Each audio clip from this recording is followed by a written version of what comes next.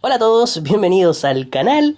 En esta ocasión, con motivo de las muchas preguntas que me han hecho sobre la novela sobre héroes y tumbas, voy a hacer una reseña análisis, como lo hice con El Túnel, para mostrarles lo interesante del texto creado por el argentino Ernesto Sábato, y que estoy seguro les ayudará a leer de mejor manera esta tremenda obra, que se le consideró la novela argentina más importante del siglo XX. Tanto así que está a la misma altura que Cien años de soledad o Pedro Páramo. Y tenemos la suerte de poder leerla en nuestro idioma, sin traducciones de por medio. Si quieren saber por qué este libro es tan especial, no se pierdan la parte del video en que empiezo a usar la pizarra. Es sin duda la parte más interesante de este análisis. Sobre héroes y tumbas fue publicada el año 1961 y su historia se contextualiza, ojo aquí, en los últimos años del gobierno peronista en Argentina, precisamente entre los años 1953 y 1955. Si comparamos esta novela con su predecesora, El Túnel, nos encontramos con una narrativa diferente. Es muy probable que se sienta cierta confusión al iniciar esta novela. Si bien en El Túnel, al seguir al personaje de Juan Pablo Castel, podíamos entender muy bien la novela, ya que todo se centraba en él, en Sobre héroes y tumbas es diferente. La historia se dibuja en base a 4 personajes, y como lectores debemos poner mucha atención, seguir sus desplazamientos, sus pensamientos, para no perdernos en el texto. Sábato inicialmente nos presenta la historia de 2 jóvenes que comienzan una relación. Martín del Castillo, de 17 años, y Alejandra Vidal, de 18. Su relación es un tanto extraña debido a sus personalidades. Mientras Martín es ingenuo, extremadamente sensible y existencialmente abatido, lo que lo impulsa a buscar siempre un motivo para existir, como por ejemplo el amor. En cambio, Alejandra es realista e intuitiva, es práctica, es una mujer atrevida, sabe poner límites y los pone porque es una persona de una profundidad arrolladora, con muchas contradicciones y tormentas interiores, y no permite que nadie pueda encontrar sus puntos vulnerables. Por lo mismo, en la relación con Martín siempre se impone su criterio, por lo que se genera una dinámica extraña entre ellos. Mientras uno lo desea todo para encontrar una razón para vivir, la otra no quiere entregar nada porque teme abrir las puertas de su interior, debido a su desdicha, a su desilusión con el mundo y con los hombres. Por lo mismo, poco a poco esta relación se vuelve inevitablemente tormentosa. Estos son los 2 primeros personajes a los que hay que poner mucha atención. El tercer personaje es Fernando Vidal Olmos, uno de los grandes personajes de la literatura argentina. Él es el padre de Alejandra, un hombre obsesivo y misterioso, rodeado de enigmas. Desciende de una familia ilustre, con un gran pasado, pero que en la actualidad está arruinada. Por lo mismo, se dedica a negocios no muy limpios. Es un tipo con una buena apariencia, que a primera vista te da confianza, pero esconde una mentalidad oscura que está a punto de explotar. Este es el personaje donde Sábato materializa el dilema de la razón versus la irracionalidad. Es el personaje clave de la historia, es el antihéroe. Ya volveré a unos detalles importantes de este personaje cuando toque el tema del informe sobre ciegos. Como dato, el informe sobre ciegos es uno de los 4 capítulos que componen la novela sobre héroes y tumbas. En ocasiones se ha publicado por separado. Ernesto Sábato permitió esta publicación aparte, porque muchos lo han querido estudiar por su complejidad. Pero esto que está aquí es parte de Sobre héroes y tumbas. No se olviden de suscribirse al canal si el video les está siendo útil. Y el cuarto personaje importante en el libro es Bruno Bazán. Es un personaje clave porque unifica, le da unidad a los protagonistas de la novela. Es conocido de Fernando y tiene una edad similar. Conoce a la familia Vidal Olmos, por lo tanto, también a Alejandra. Esa conexión es importantísima para darle unidad a la novela, ya que sus experiencias personales y sus reflexiones nos permiten conocer mucho más a esa familia. Sábato lo dota con la cualidad de la observación. Podemos ver la historia a través de los ojos de Bruno. Si Fernando es el personaje que representa el conflicto de la oscuridad tras la irracionalidad, Bruno es el que representa lo existencial. Todas sus reflexiones apuntan a buscar la verdad y el sentido de los hechos. Por lo mismo, funciona como mentor de Martín. Es su guía, como también es el guía de los lectores. Por eso, al momento de leer esta novela, hay que prestar mucha atención a lo que dice Bruno.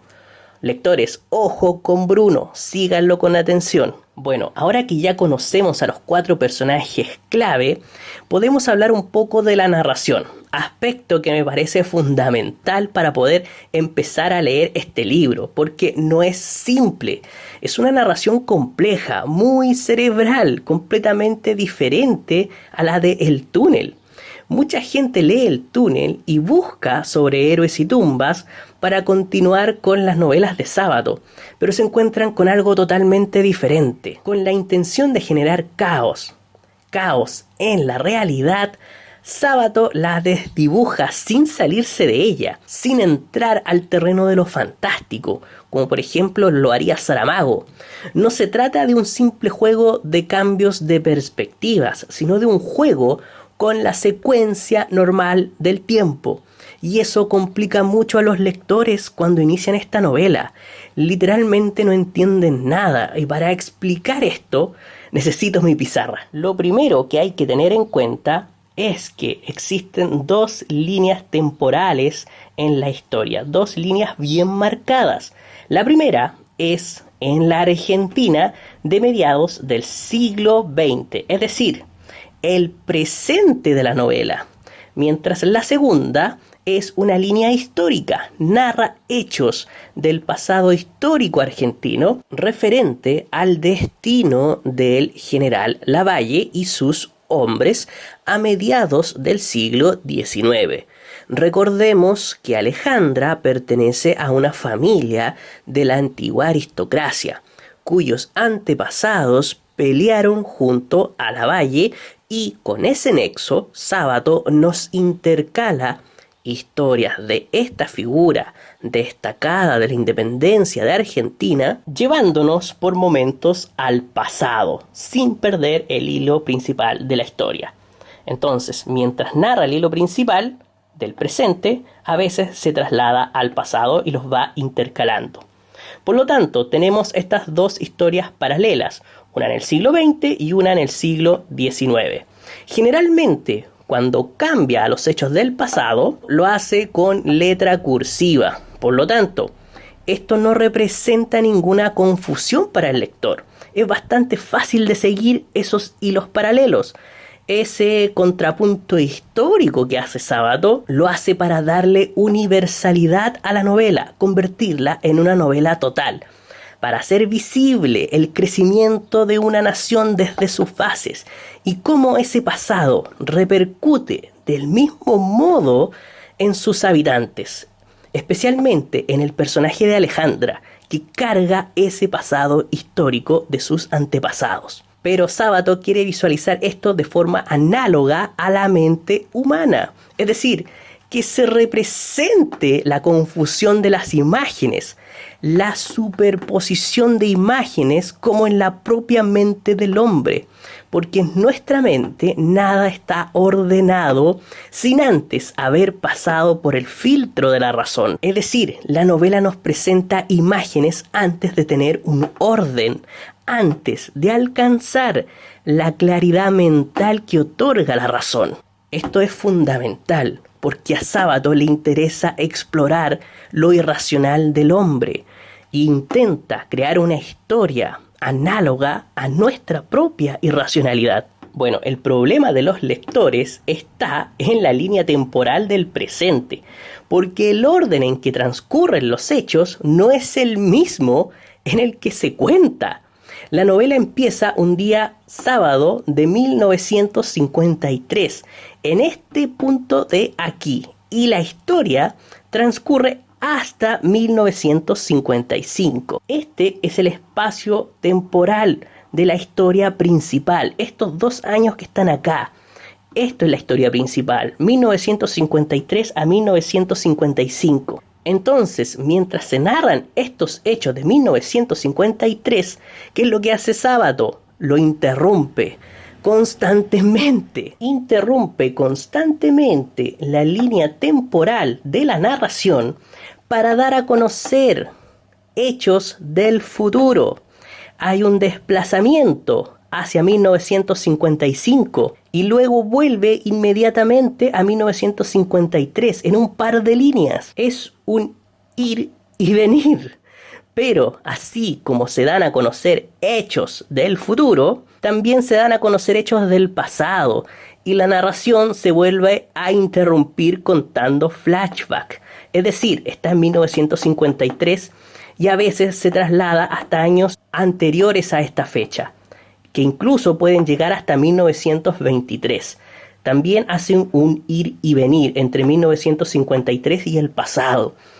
Y no solamente hace eso, sino que también los combina. A veces va al futuro, a veces va al pasado y los va combinando. Es decir, Sábato busca el caos en la narración. Y esto no tiene ningún orden, sucede de forma aleatoria.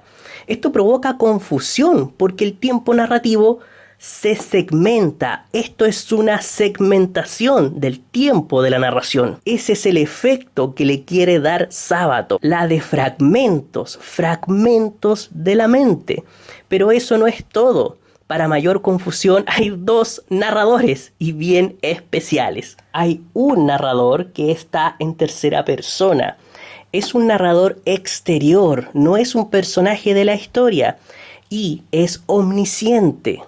Y el segundo narrador es en primera persona, es decir, es un personaje de la novela. Pero este personaje no lo conocemos, Sábato no lo identifica. Por lo tanto, se confunde mucho con el primer narrador. Son muy similares. Este segundo narrador, que es parte de la novela, pero no sabemos quién es, obtiene sus conocimientos a partir de Bruno. Es como si Bruno le contara cosas y este narrador cuenta las cosas que Bruno le dijo. Esto es muy complejo. Y además Sábato combina estas 2 narraciones, las intercala, o sea, intercala esto e intercala esto. Es por ello que la complejidad de esta novela es enorme. Es una verdadera obra maestra de Sábato. Entonces, al ver esto, nos podemos dar cuenta que el autor no solo segmenta el tiempo aquí, sino que también segmenta la narración. Esto, señores, es sobre héroes y tumbas. ¿Y cuál es la historia que nos cuenta? Pues la relación de estos 2 jóvenes, esta relación tormentosa de las que les hablaba, que se ve afectada por muchas temáticas que le suceden a las personas comunes. La locura, la muerte, con el fin de explorar existencialmente en profundidad la mente de estos 2 personajes. La historia de ellos está muy ligada al personaje de Bruno, que creció junto a la familia de Alejandra y que en un principio sirve como una especie de válvula de desahogo para los problemas de Martín. Como les decía, Bruno es muy importante, es el que unifica todo. A medida que la trama avanza, nos encontramos con el personaje de Fernando Vidal Olmos. Por medio de él y de Alejandra, el autor nos sumerge en su historia familiar. para luego conectarla con la narración del general Lavalle. Es decir, para conectar el hilo del presente con el hilo histórico.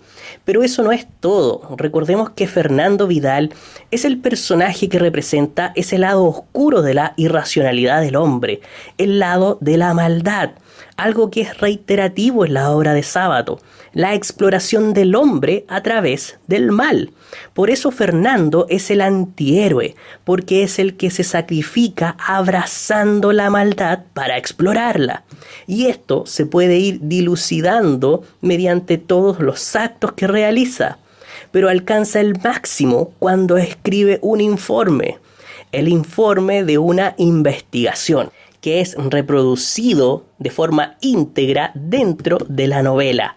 Este informe se titula Informe sobre ciegos, el cual es uno de los 4 capítulos, como les decía, que componen la novela sobre héroes y tumbas. Y este informe relata una conspiración secreta hecha por ciegos para conquistar el mundo. Esto es muy importante, porque la vista, la capacidad de ver, es un símbolo de la razón pura.